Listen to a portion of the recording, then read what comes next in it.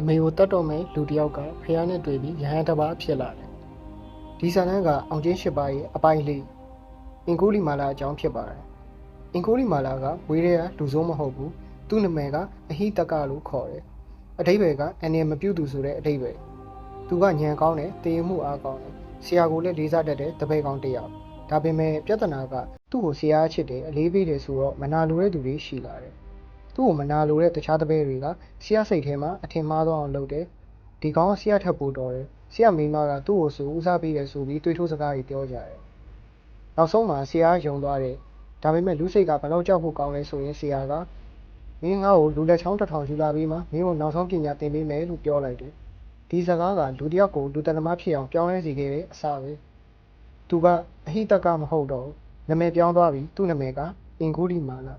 ။သူကလူတွေကိုတတ်တယ်လက်ချောင်းတွေကိုစုတယ်။နောက်ဆုံးမှာသူစုထားတဲ့လက်ချောင်းတွေပြောက်လို့လေဘေးမှာကျိုးနဲ့ဆွဲပြီးဝတ်ထားတဲ့အထီးဖြစ်သွားတယ်။လူတွေအရန်ကြောက်ကြတယ်သူရှိတဲ့ဒေါ်တွေကိုဘယ်သူမှမသွားရဲကြဘူး။ဒီနေ့ဖះကသူတရားပြဖို့ဆုံးဖြတ်လိုက်တယ်။ဘာလို့လဲဆိုတော့အင်ကိုလီမာလာကကျွတ်ချိန်တယ်လို့ဖះကတော်လန်တွေကိုတယောက်တည်းဝင်သွားတယ်လူတွေကတားကြတယ်မသွားပါနဲ့အင်ကိုလီမာလာကအရန်အနေရှိတယ်ဒါပေမဲ့ဖះကသိတယ်ဒီလူကိုသူပြောင်းလဲနိုင်တယ်အင်ကိုလီမာလာကအဲ့ဒီအချိန်မှာနောက်ဆုံးလက်ချောင်းတစ်ခုအတွက်သူ့အမေကိုတတ်ဖို့လုပ်နေတယ်အဲ့ဒီအချိန်မှာဖះကိုအဝေးကနေမြင်လိုက်တယ်ဖះကဝင်တာတယ်လက်ချောင်းလူချင်းသူ့စီကယူပါဆိုပြီးတော့ပြောလိုက်တယ်အဲ့ဒီမှာအင်ကိုလီမာလာကဓာတ်ကန်ပြီးပြေးလိုက်တယ်ဒါပေမဲ့ဘလောက်ပြေးပြေးဖះကိုမမီဘူးနောက်ဆုံးမှာသူမောလာလို့អော်လိုက်တယ်ရက်လိုက်တော့ဖះပြန်ပြောတယ်ငါကရက်နေပြီးသားမရက်တာကတင်မဲချစ်တာဒီစကားကသူ့ကိုတိတ်ဆိတ်သွားစေတယ်ဘာလို့ဆိုလိုတာလဲ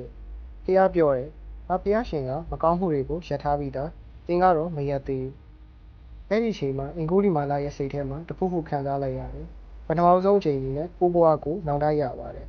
သူလှုပ်ခဲ့တာတွေသူတတ်ခဲ့တဲ့လူတွေနောက်ဆုံးမှာသူဓာတ်ကိုချလိုက်တယ်ဒူးထောက်ပြီးတော့ပြောတယ်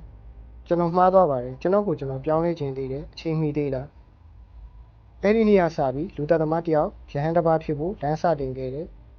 ရဟန်းလုပ်တဲ့အခါမှာလည်းလူတွေယုံကြည်ကိုးကွယ်အောင်ဖះကဂါရာတစ်ပုဒ်တင်ပေးခဲ့တယ်အဲ့ဒီဂါရာကဒီဘက်ခေတ်မှာအင်ကိုလီမာလာတုပ်ဆိုပြီးတော့နာမည်ကြီးလာခဲ့တယ်ဒီဇာတ်လမ်းကပြောပြချင်တာကတော့လူတစ်ယောက်ဘလောက်ပဲဆိုခဲ့